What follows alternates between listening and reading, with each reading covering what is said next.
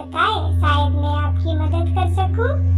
व्यवसायी ने अपनी समस्या उस बूढ़े व्यक्ति को बताई। व्यवसायी की समस्या सुनकर बूढ़े व्यक्ति ने अपनी जेब से चेकबुक निकाली और एक चेक लिखकर व्यवसायी को दे दिया और कहा, तुम यह चेक रखो और ठीक 1 वर्ष बाद या हम फिर मिलेंगे तो तुम मुझे यह पैसा वापस लौटा देना।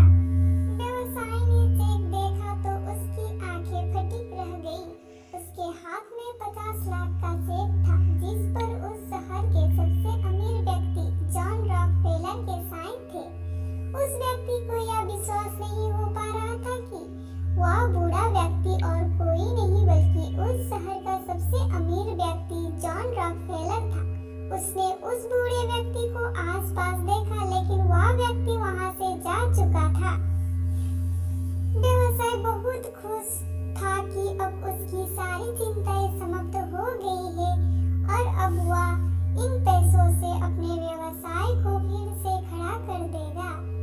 लेकिन उसने निर्णय लिया कि वह उस चेक को तभी इस्तेमाल करेगा जब उसे इसकी बहुत अधिक आवश्यकता होगी और इसके पास कोई दूसरा उपाय नहीं होगा। उस व्यवसाय की निराश और चिंताएं दूर हो चुकी थी। अब वह निडर होकर अपने व्यवसाय को नए आत्मविश्वास के साथ चलाने लगा क्योंकि उसके पास 50 लाख रुपए का चेक था जो जरूरत पड़ने पर काम आ सकता था।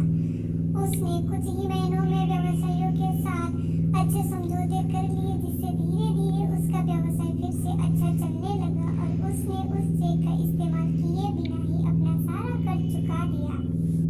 ठीक 1 साल बाद व्यवसायी वही चेक लेकर उस बगीचे में पहुंचा जहां पर 1 वर्ष पहले वह बूढ़ा आदमी उससे मिला था। वहां पर उसे वह बूढ़ा आदमी मिला। व्यवसायी ने चेक वापस करते हुए कहा, धन्यवाद आपका जो आपने बुरे वक्त में मेरी मदद की।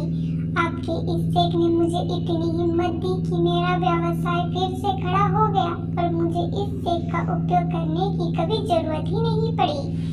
वह अपनी बात पूरी करता तभी वहां पर पास ही के पागलखाने के कुछ कर्मचारी आ पहुंचे और उस बूढ़े आदमी को पकड़कर पागलखाने ले जाने लगा। यह देखकर व्यवसायी ने कहा, यह आप क्या कर रहे हैं? आप जानते हैं यह कौन है? यह इस शहर के सबसे अमीर व्यक्ति जॉन रॉकफेलर है। पागलखाने के कर्मचारी ने कहा, यह तो एक पागल है जो खुद को जॉन रॉकफेलर समझता है। यह हमेशा भागकर इस बगीचे में आ जाता है और लोगों से कहता है कि वह इस शहर का मशहूर व्यक्ति जॉन रॉकफेलर है। हमें लगता है कि इसने आपको भी बेवकूफ बना दिया। वह व्यक्ति पागलखाने के कर्मचारी की बात सुनकर सुन्न हो गया। उसे यकीन नहीं हो पा रहा था कि वह व्यक्ति जॉन रॉकफेलर नहीं था और 1 वर्ष से जिस चेक के दम पर वह आराम से अपने व्यवसाय में जोखिम उठा रहा था वह नकली था। वह काफी देर सोच रहा, फिर उसे समझ में आ गया कि पैसा नहीं था जिसके दम पर उसने अपना व्यवसाय वापस खड़ा किया है, बल्कि या तो उसकी निडर और आत्मविश्वास था जो उसके भीतर था।